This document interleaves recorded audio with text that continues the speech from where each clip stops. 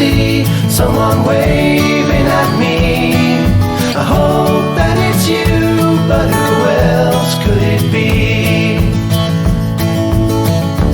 Salah satu sekolah pelaksana kurikulum merdeka dengan pilihan mandiri berubah, tentunya banyak hal yang harus dipersiapkan, seperti pengerangkat ajar yang meliputi bahan ajar, modul proyek, dan buku teks yang disusun mengacu pada kurikulum merdeka.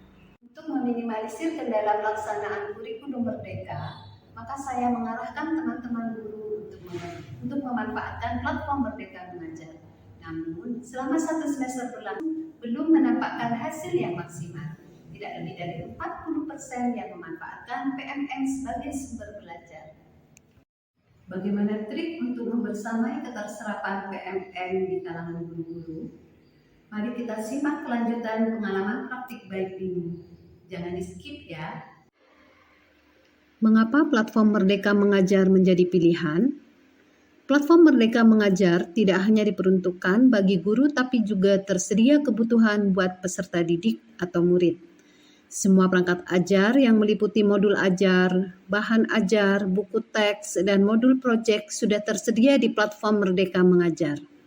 Bahkan, ada konten pelatihan mandiri untuk meningkatkan kompetensi di mana materinya dibuat singkat, sehingga memudahkan untuk melakukan pelatihan secara mandiri dimanapun dan kapanpun menggunakan gadget atau gawai. Selain itu, platform Merdeka Mengajar memuat bukti karya yang berisi tentang kumpulan rekam jejak yang menggambarkan kinerja atau tantangan, serta kompetensi tenaga pendidik yang saling menginspirasi dan bertukar pikiran. Yang tidak kalah penting, di PMM juga tersedia konten asesmen murid yang bermanfaat untuk mengetahui sejauh mana pencapaian belajar murid melalui beragam paket soal yang bisa dibagikan secara daring maupun luring. Begitu banyaknya konten yang tersedia di PMM untuk memudahkan pendidik. Tidak hanya menyajikan materi, tapi menyediakan tempat yang berisi tantangan untuk mengaktualisasikan diri dalam meningkatkan kompetensi. Untuk itu, tidak ada salahnya jika saya menyebut PMM sebagai tambatan hati para pendidik. Apa yang menjadi tantangan buat saya?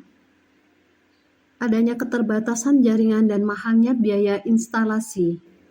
Persepsi kurikulum yang terkait dengan politik sehingga ada anggapan bahwa ganti menteri akan ganti kurikulum. Minimnya minat belajar para guru karena tidak menguasai teknologi. Adanya pemikiran bahwa kurikulum yang diterapkan untuk kelas 1 dan 4 untuk tingkat sekolah dasar, kelas 7 untuk tingkat SMP, sehingga pengampu kelas lain belum perlu belajar.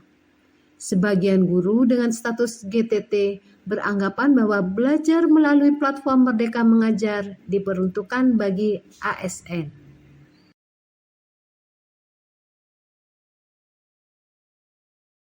Memang PMM ini baik untuk kita, untuk sebagai tambahan ilmu, memang itu sebagai latihan gitu. Mungkin sebagai laporan awal Bu, untuk ASN, dan itu di SMP selesai sampai 13 topik. Aksi nyata yang sudah dapat sertifikat itu sekitar 4. Lain masuk tahu bagaimana Pak? Kalau 4 guru ada bagaimana? 1 guru 4 sertifikat itu, yang lain masih perbaikan Bu.